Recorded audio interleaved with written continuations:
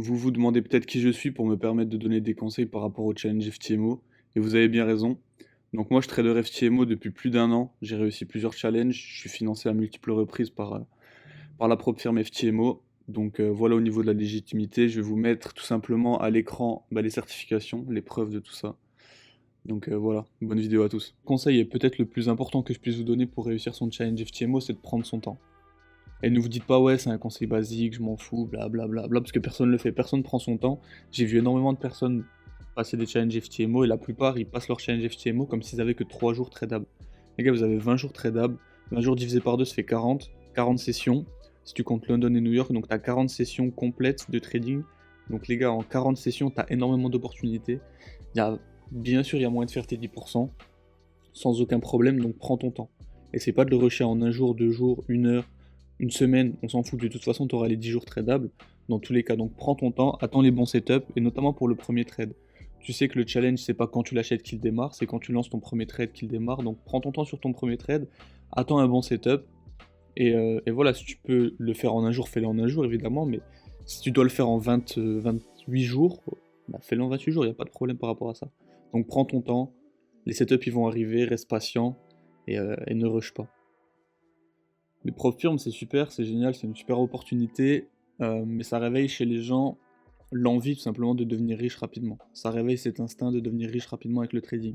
Et comme vous le savez sûrement, le trading, si vous voulez devenir riche rapidement, c'est pas la meilleure idée. Ok, c'est quelque chose qui prend du temps, c'est quelque chose qui demande des sacrifices, c'est quelque chose, de toute façon, vous allez devoir passer par les étapes comme tout le monde, d'accord? Vous n'êtes pas un génie, vous n'êtes pas plus intelligent que les autres, les autres ils mettent du temps, les autres ils y mettent du travail. Vous n'allez pas y arriver sans préparation, ok? Il y en a, vous êtes tout simplement pas prêt pour passer au challenge FTMO en fait, c'est pour ça que vous les ratez, vous êtes tout simplement pas prêt. Vous avez peut-être un mois, 2 mois en profit, et vous essayez directement de passer un challenge FTMO, c'est normal que vous ayez pas les épaules, ok? La préparation, elle peut se présenter comme ça. Admettons, vous avez votre compte réel, vous êtes rentable depuis 3-4 mois, d'accord? Depuis 3-4 mois, vous êtes consistant, vous êtes rentable. Votre plan, vous savez qu'il est viable, vous avez une bonne psychologie, vous êtes confiant. Vous avez fait vos 10% une fois, deux fois, je ne sais pas dans ces 3-4 mois, mais vous avez fait une fois ces 10%, d'accord? Vous savez que vous êtes capable de le faire, vous l'avez déjà fait, vous êtes capable de le répliquer. Là, à partir de ce moment-là, il n'y a pas de problème. Tentez votre chance. Faut pas non plus abuser et rester un an en démo ou en réel à côté avant de passer son challenge FTMO, d'accord? Faut faire un juste milieu. Faut être prêt, mais faut pas non plus abuser et attendre et attendre et attendre et attendre et attendre et repousser tout simplement. Faut pas avoir peur de le passer. Donc ça c'est important, ok? Une fois que tu sais que tu es confiant, que tu as fait tes preuves, que tu es capable, que tu as un bon risk management, que tu es à l'aise avec ton plan de trading, let's go, faut pas hésiter.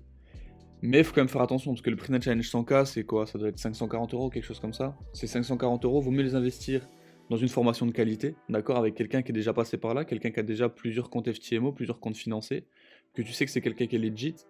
Je suis pas le mec, je pense que vous le savez, qui va vous pousser à consommer des formations, etc. Mais si c'est quelqu'un, vaut mieux ces 540 euros, vaut mieux les investir avec quelqu'un qui sait de quoi il parle, qui l'a déjà fait, que de simplement les donner à FTMO.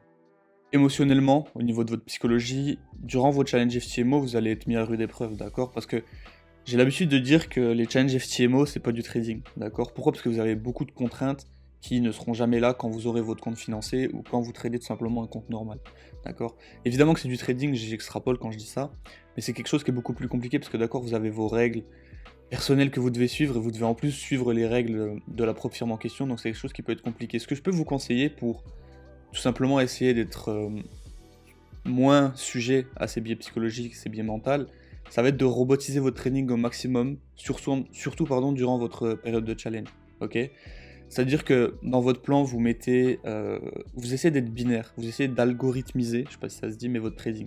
C'est-à-dire il se passe A, je fais B, il se passe B, je fais C, etc., etc. Vous robotisez votre training au maximum pour tout simplement que vos émotions elles rentrent pas en jeu, d'accord? Donc ça peut être intéressant quand vous passez votre challenge FTMO. Admettons, le prix fait ça, je passe à BE tout le temps quand il fait ça, etc. Enfin, bref, vous avez compris. Si vous ratez un challenge, ça peut arriver, ça peut arriver, ça m'est arrivé, ça arrive à plein de gens, enfin d'ailleurs c'est même plutôt rare que les personnes arrivent à être financées du premier coup, mais bref, je vous le souhaite. Mais si vous ratez un challenge, l'erreur que souvent les gens font, c'est ils recommencent un challenge directement. C'est une erreur, d'accord? Parce que oui, certes, en trading, même dans pas mal de domaines, mais les échecs, c'est des leçons, mais les échecs, c'est des leçons si tu regardes la leçon et si tu la retiens et si tu apprends des choses, d'accord? Et si tu renchaînes, si tu renchaînes, si tu renchaînes, tu vas faire tout le temps les mêmes erreurs, comme un débile, et tout simplement, tu vas donner de l'argent FTMO, autant leur faire un virement directement, quoi. Donc, ce que je conseille, c'est ça. Tu fais ton challenge, etc. T'es bien prêt, etc. Tu le rates, ok, bah pas de problème, tu l'as raté. Tu regardes les erreurs que t'as faites. Tu regardes le problème, quel était le problème. Si tu le trouves pas, tu peux m'envoyer un message, et tu me montres tes stats, etc. Je trouverai le problème, c'est sûr qu'il y a un problème, je le trouverai rapidement. On trouve le problème, tu règles ce problème, t'essaies de régler le problème de la manière la plus efficiente possible. Tu repars sur un compte normal, tu refais un mois, 2 mois, tu regardes si c'est mieux, tu regardes si au niveau des résultats ça s'est amélioré, et là tu peux repartir sur un nouveau cycle de challenge, ok? Mais n'enchaîne pas les challenges perdus, tu refais, tu perds, tu refais. Là c'est une mauvaise boucle, et tout simplement tu vas pas apprendre, tu vas juste perdre de l'argent et ça va te dégoûter. Donc essaye d'être intelligent par rapport à ça.